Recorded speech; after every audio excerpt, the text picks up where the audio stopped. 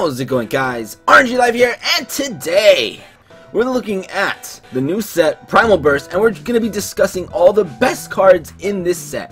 Also, I just started coming down with something. I'm actually finally getting sick. It took me a while, but that always happens, dude. I always get sick at the worst times. But I got my cough drops. I should be fine. So excuse me if my voice sounds a little bit off. Let's go ahead and get things started. Alright, so we got Primal Burst, which is coming on New Year's Eve. So this should be interesting. Alright, so let's go ahead and get things started. The first card we're looking at is Dark World Lightning. So this is the first official start to the Dark World support. This card is actually pretty legit. It's just target a set card on the field, destroy that target, then discard one card. You can legit use this in a deck that's not Dark Worlds, but Dark Worlds do benefit because they do have that secondary effect that lets you discard a card. And as long as it's not a cost, you should be fine. So if it's a card that makes you discard as a cost, you're not going to get their effects. You just got to keep that in mind when using Dark Worlds. Alright, next up, Volcanic Doomfire. I did talk about this guy before. He's the boss monster for the Volcanics, and I don't know, I think this archetype is going to be pretty interesting, but I already did talk about it before, so I don't want to like get too technical about it, so whatever. We're gonna try to make this quicker and skip to the next card. Alright, now we got Spell Striker. This guy actually looks pretty good. This card is actually pretty legit because of the way it works. Its effect does state you can special summon this card from your hand by banishing one spell card from your graveyard. This card can attack directly, and you take no battle damage from attacks involving this card. So you can basically, if you're playing normally, you got spells in the grave or whatever, banish one, special summon this guy, tribute it if you need to. I know they use it in synchro decks, but when you got synchros and duel links, dude, you can just summon it and start like hitting them directly. It might be some support for that I forget what that rod card or whatever, the field spell that makes everything deal 1,000. Hey man, this could work. That could potentially be 2,000 damage in one turn. But whatever, I think this card is actually pretty good. I can see why it's a UR. Moving on, Volcanic Rocket, one of the support cards for the Volcanics. It's a 1900 beater. It's pretty strong actually. And that's pretty much it. It just searches your Blaze Accelerator, so it just gets your plays moving. It is a UR, so it might be pretty difficult to get multiple of these, but hey man, that's how it is. And we got Cloudians, Eye of the Typhoon. Alright, so this came as a shock to me, but we're actually getting Cloudians in the game. Now, Cloudians never did anything in the TCG. I don't think they were. They've been a joke for a really long time. Like, they're a joke archetype. But so are Ice Barriers in the TCG, so you never know. It might actually end up being good. I don't know much about Cloudians besides the switching to defense position or whatever. I think that's how they work. I'm not 100% sure. But Cloudians, I mean, you never know. They might end up being pretty decent. I still have to look at all the other Cloudian support to see how they work. But whatever, moving on. We got another interesting card. We got Gaia Plate, the Earth Giant. I don't know if it's a Gaia. Maybe we can search it with other cards. I'm not 100% sure, you know, because Gaia the Fierce Knight. We might be able to like do some cheese shenanigans where we search this guy instead, but I don't think so. But this guy is actually pretty cool. It's kind of a double-edged sword, to be honest. So the way this guy works is basically you summon him by banishing any 2 rock monsters in your grave. Now this could work really well in like Magnet Warriors or something because he is a 2800 beater. Also, when he does battle, anything he battles that attacks him or he attacks gets their attack and defense cut in half, which is amazing. That's a really powerful card. The downside of this guy is you have to pay a kind of cost to keep him per turn. It says during your standby phase, remove from play 1 rock type monster if in your graveyard, or send this card to the graveyard. And that's pretty much it, dude. So if you can upkeep the cost, this guy can be pretty legit. This guy can win you the game. But if you can't, like if you're going early, you banish your own 2, summon him, attack. I mean, that might be all you need, but I don't know. I think this card is actually pretty cool. Alright, moving on. We got Lila. Oh, Lila. I love this card. I love this card so much. And I was excited to see that we got more Lightsworns than I thought. We actually got quite a few Lightsworns.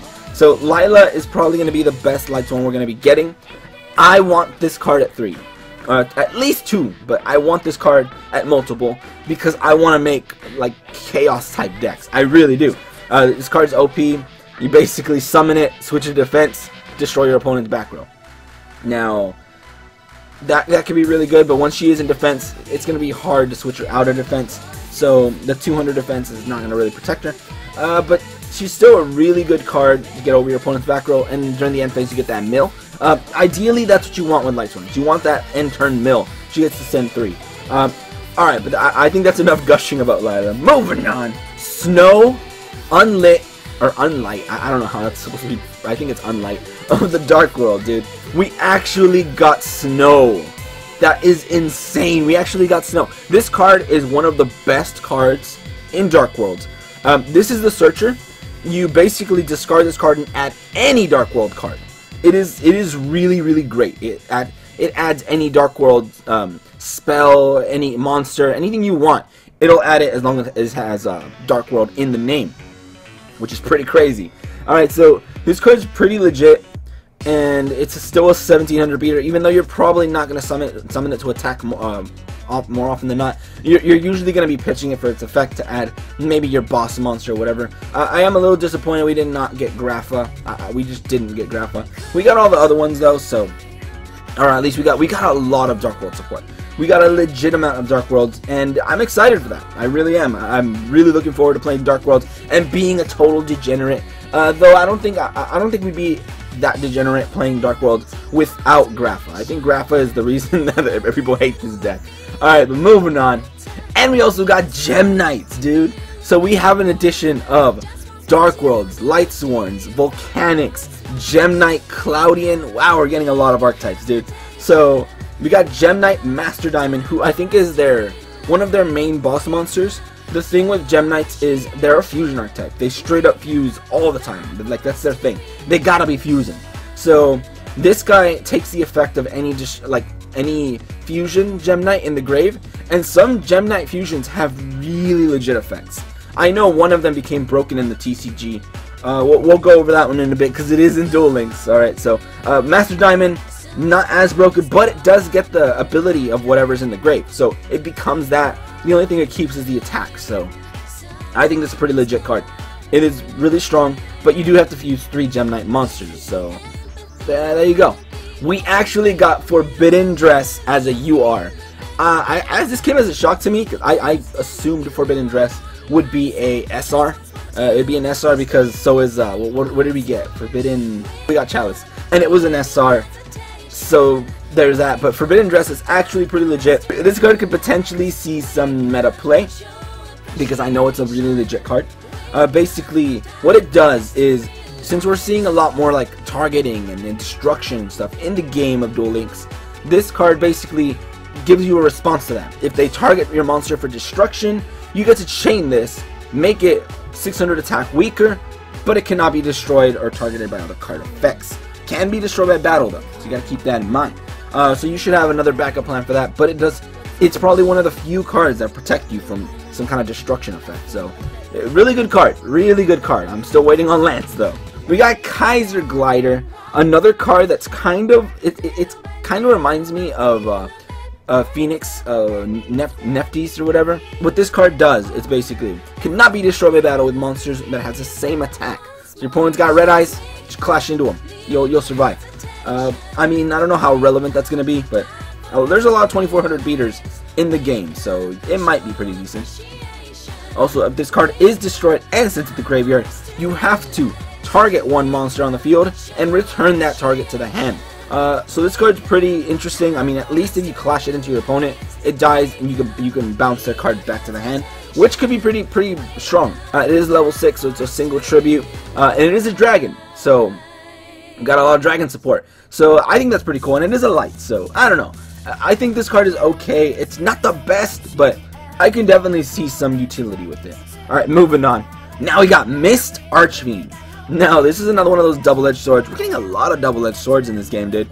This one is basically, you can normal summon this card without tributing. If you do, during the end phase, it is destroyed and you take 1000 damage. So another 2400 beater that you can just summon on the field, do a quick, attack, and then it dies and you take some damage. So, if you want to swing for game, this guy can be okay, but I don't know, man. I don't know how to make this guy really, really good. You can also just tribute for it and it'll have no effect. but that's no fun. Alright, moving on. Now we got some support for rock types. We got Release from the Stone. This one, you select one of your removed from play rock type monsters and special summon it. When this card is removed from the field, destroy that monster. When that monster is destroyed, destroy this card. So it's basically kind of like a Call of Haunted, but for a rock type that is banished. Which I do see a potential for it, because we are seeing a lot of like abilities to be able to banish rock types. So this card might be pretty good, especially in that rock type deck using that Gaia guy. So pretty cool. I think this card is alright. It is an SR, so we're probably going to be seeing multiple copies of it. But I would like to see it get some play. Alright, moving on. Dark Nephthys. Alright, so we've actually got a dark version of Sacred Phoenix of Nephthys. Now, this card, I'm seeing some plays right now. I'm seeing some crazy shenanigans that I can do, not involving Phoenix, but involving one of the kind of decks that I want to run. I want to run some shenanigans. I want to make a Chaos type deck where you basically fill the deck with lights and darks. You run boss monsters like, I don't know, like cards that banish a light and dark to summon, like Dark Flare. And you can also run Dark Nephthys in the deck, which, if it's sent to the grave, GG, whatever, it's a dark material. If you have 3 or more dark monsters in your grave, and this card in your hand, you can banish 2 of them from your grave, send this card from your hand to the grave. So it doesn't activate right away, but it does give you a play for next turn. If this card is sent to the grave by this effect, during the next standby phase, you get to special summon it from the grave, and then when this card is special summoned, you get to target one of your opponent's back row for the most part, and destroy that target. Now, I think that's a pretty interesting, like, just mechanic we have. It kind of ensures that you're going to get something next turn. Not fast. I mean, it's not fast because we're not getting it first, like, on that same turn, so whatever. But I think this card is actually pretty legit. Not in a Sacred Phoenix deck, but more of like a Dark Mill type deck. I think that would be pretty legit. Alright, but that's enough about this card. Moving on. Jane Lightsworn Paladin. This is why I was also excited. In my Chaos Dragons, I only ran 3 Lightsworns. It was Lila at 2 or 3. I think eventually I made it to 3. Jane, I was running him at 1 to 2. And I also ran Raikou. We don't got Raikou in the game, but we got 2 out of 3. Not bad. Jane is pretty cool. Basically, 1800 beater. When it attacks an opponent's monster during this damage step, it gains 300 attack. That could be pretty good for getting over like 1800 beaters. A lot of 1900 beaters that we're seeing in the game. And then during the end phase, you have to send the top 2 cards of your deck to the graveyard. So it does have some slight mill effect. I think it's a really good card. I definitely want to run this guy. I think we're going to have to like run this guy at multiple, like at least 2 or 3. Because I think it might be difficult to get multiple copies of Lila. I'm looking forward to getting multiple copies of Lila, but I just don't see it happening, dude. It's going to be like Sphere Karibo all over again. How are you going to get 3? Alright, moving on. Alright, next card we're looking at. Jarok Titano. Thought it was Tyranno or for a second, but it's Titano. This guy is like a boss monster to Jarok. And it looks like we're getting the full Jarok archetype as well, at least a whole bunch of them. So that's interesting. We have this guy who basically cannot be special summoned and cannot be targeted by trap or monster effects. Once per turn, you can banish 1 Jarok monster with 17 or less attack from your grave, and this card gains 1000 attack. So it is a huge beater that could potentially be immune to certain effects. I don't know. I don't think it's going to be immune to a lot of stuff. A lot of stuff that doesn't target, it'll wreck this guy. I mean, it's kind of like Tyrant Dragon all over again. So it's a pretty cool boss monster, but I don't see it being that great. Because you can still wreck this guy with like a mirror wall or something. Jarok Guaiba. This card is actually pretty legit. I was using this card in my Dino Rabbit deck. You basically run triple Guaiba. If this card destroys an opponent's monster, you get to summon another Guaiba for the most part. You can summon any Jarok with a 1700 or less from your deck, but you're usually going to go for another Guaiba. Now, we don't have Exceeds in the game yet, so you're I don't know, we might have other plays where you summon other Jarok monsters, but this card is actually pretty legit. Pretty strong card, pretty decent support for Dino's Rex deck or something. I'm seeing Dinos getting pretty strong. Definitely seeing them getting quite the boost. But that's pretty much it for that. It kind of works like Hydreigon, but it's slightly stronger, so that's why a lot of people like them. More of the Gem Knight fusions. We got Gem Knight Prismara, I think? Prismara? Yeah. So this one is 1 Gem Knight and 1 Thunder. This is the thing about Gem Knights. They fuse with attributes. So a lot of the Gem Knights are different attributes. You usually use very specific fusion cards. Like, I know there was like a Gem Knight fusion card in the TCG that was really broken because it lets you use fusion from your deck, I think. You fuse with the monster from your deck, which you get to send like a light card from your deck to the grave. And that would make it really OP because that card might have an effect in the grave as well. So that would be why it's good. I don't know if we have that exact card. If we did, it would probably be UR. It's a really strong card. I can foresee that we might be getting maybe a few little 1 or 2 maybe of their fusion cards that kind of work, where you fuse maybe with the monster from your hand and maybe from the grave or something. But no fusing from the deck. I think that would be too insane, but I would like to see it. So this guy, it must first be fusion summoned. Once per turn, you can send 1 Gem Knight card from your hand to the grave to target 1 face-up card on the field and destroy that target. More of that destruction effect. So that's pretty cool. And I have heard of some Gem Knight in the TCG at least fusing like 5 times in 1 turn. I don't know how crazy it's gonna be in Duel Links, but I'm excited to see Gem Knights. I kind of want to see them like pop off. All right, so moving on. All right, next card we're looking at, Cerulean, Guru of the Dark World. Now, this card I did talk about before. It's basically one of those cards that you activate, you discard this card. It puts it on your opponent's side of the field and activates its effect, which makes you discard another card. But it's your opponent's effect this time because it's your opponent's card. And it gives your certain cards better effects. So that's pretty much it for Cerulean. It's just a little, kind of an engine, kind of a weak little monster that you're not gonna be summoning this card pretty much ever. You do not want to summon it. You want to pitch it for its effect and possibly summon other things that require your opponent's effects or whatever. I mean, that would be pretty good if you can get like triple of these. Then maybe you run a deck like that, but you probably don't even need it in certain builds. But whatever, we'll see. We'll see how the meta works out with Dark Worlds and Duel Links. But Cerulean, it's an okay card. It gets you your plays, your more advanced plays. We got more ninjas, dude. We got Earth Armor Ninja. And this one is basically, if your opponent controls monsters and you control no monsters, you can special summon this card from your hand. Basically a Cyber Dragon. So it's a 1600 attack Cyber Dragon. Not bad. I could definitely see this being splashed in the ninjas. It's actually pretty good. So any kind of special summoning in ninjas, legit, man, legit. Especially since ninjas got really wrecked by the loss of 3-star emotion. They gotta grab onto every little branch they can on their way down. Alright, so that's pretty much it for that guy. Moving on. Gem Knight Seraphinite. This card is amazing. This card is broken. This card was amazing in Duel Links, or not Duel Links. This card was amazing in the TCG. Basically, this card was abused. Heavily abused. So this one is 1 Gem Knight monster and 1 light monster. And when using certain cards, you can fuse for a light monster from your deck. You can send, what was his name, like Performer Pal, Trick Clown or whatever. He's a light. If he's sent to the grave, you pay 1,000 and special summon it, so you instantly get a bunch of monsters on the field. But in Duel Links, we're not going to be able to make all these degenerate plays, so I think in Duel Links, it's just going to be a pretty decent card.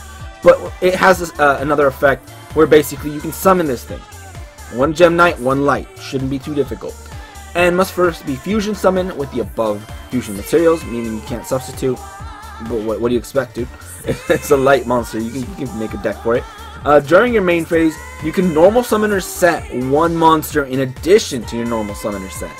And you can only gain this effect once per turn. This is pretty crazy, because this card allows you to pretty much pop off. It gets you multiple monsters on the field, and that is pretty insane in Gem Knights, because you get a whole bunch of beaters on the field. I think this card is actually really legit. Surprised it's not a UR. But whatever. Moving on. I think this is the last one. And we got Ghosts from the Past. Now, this card I talked about before. It was one of the cards that was kind of leaked. And I think it's okay, but I just don't see it being that great, dude. It's banish 2 monsters from your grave. Target 1 face-up attack magician monster on the field. Attack becomes 0 until the end of this turn. Now, how good is that going to be? How good is that really going to be when your opponent just econs your monster? Or they just stop your monster. They got super rush. I mean, it doesn't get rid of anything, so I don't think it's that great. But whatever. Somebody might make it broken, but I highly doubt it. I really doubt it. I think it's just going to be splashed in certain decks where it kind of has its moments, but it's not going to be anything too great. Alright, so that was it for the SRs. That's all we got for SRs. Now, we have a bunch of rares and normals that are going to be pretty legit. We have a whole bunch of Dark Worlds, and I kind of want to talk about them as well, and some of the other support. So let's go ahead and get that started. Alright, next card I wanted to talk about, just to give it like a special mention to, Beige, Vanguard of the Dark World. This card is amazing. I was running this guy at 3 in my Dark World deck. This card is really good. If it's discarded, special summon it. So 3 monster you can special summon at any point. Comes out at 1600.